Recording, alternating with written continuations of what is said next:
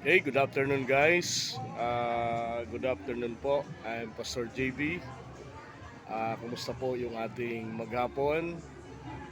I'm here in a workplace at Welcome Plaza Mall at Senior Pure Gold, Libertad, Pasay City. Tayo po ay magkwentuhan at mag-analisa ng mga balita na ating nasagap sa ating pong kapaligiran. But before, I please like and share and comment, no, and follow sa ating pong TikTok, Reel, Instagram, ang ating pong YouTube channel.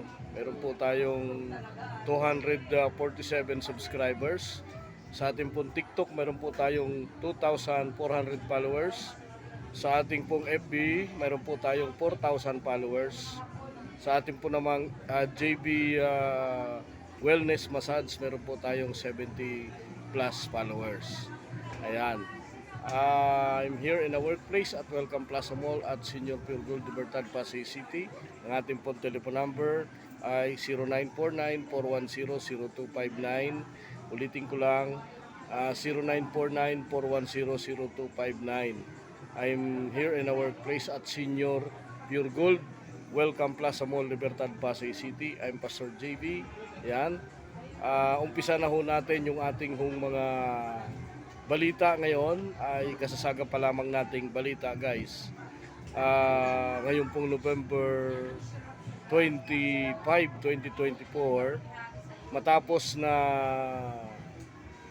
sa sunod-sunod na mga batikos at pagmumura, pagbabanta ni BP Sara kay Pangulong BBM ay binasag na po ni Pangulong Marcos ang katahimikan at nagsalita na ho ito laban kay BP Sara, no? At ayon po sa Pangulo ay hindi nakatanggap-tanggap itong ginagawa ni BP Sara na pagmumura, pagbabatikos at pagbabanta sa buhay ng Pangulo at maging sa kanyang pamilya. Kasama na nga dito si Speaker Martin Romualdez sa pinagmumura at pinagbantaan ng Vice Presidente.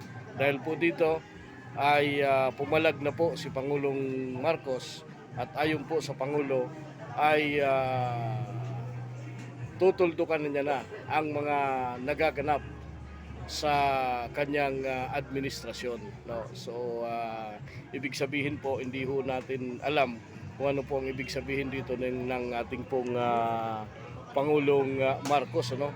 Kung ano nga ba yung kanyang gagawin sa kabila po ng mga sunod-sunod na pagbabatikos at pagbabanta pa sa kanyang buhay nitong si Vice President Inday Sara. Naalala po ninyo nung nakaraan lang ay may pinalabas ng video si Inday Sara sa kanyang online conference at kanya pong pinagbantaan ayon pa kay BP Sara na kung sakali siya ay mamatay ay ipapapatay din niya si Pangulong Bongbong Marcos, si First Lady Lisa Marcos at maging si Speaker Martin Romualdez. At ayon naman po sa National Bureau Investigation o NBI ay posibleng mapadala nila ng subpina ito pong si Vice President Sara Duterte at yung mga posibleng kasabwat sa assassination plot laban sa Pangulong Bongbong Marcos. So yan po yung mga yan po yung mga balita at abangan ho natin yung susunod na mga kaganapan kaugnay nga po sa nangyayari ngayon na political crisis, no? And we need to pray na anuman yung maging hakbang ni Pangulong BBM ay ito po ay matapos, no? Although hindi ho talaga maganda, no? Hindi po talaga maganda na ang isang pangulo ay pagbantaan.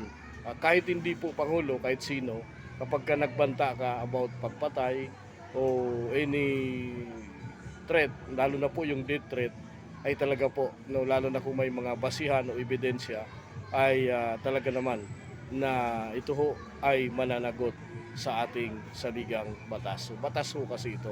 Hindi ho ito pwedeng, no, kahit sabihin mo na ikaw ay tao lang na buyo ng iyong damdamin, ay meron ka ho ditong pananagutan sa ilalim ng saligang batas. No? So,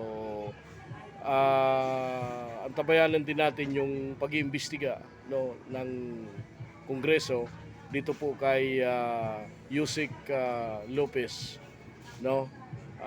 Ito ho ay nilipat sa Veterans Hospital at hindi natin alam kung ito ay dumalo ngayon sa pagdinig ng Kongreso, mga kaibigan.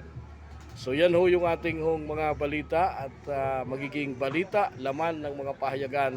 Ito pong pagbasag ng katahimikan ni Pangulong Ferdinand Bongbong Marcos Jr.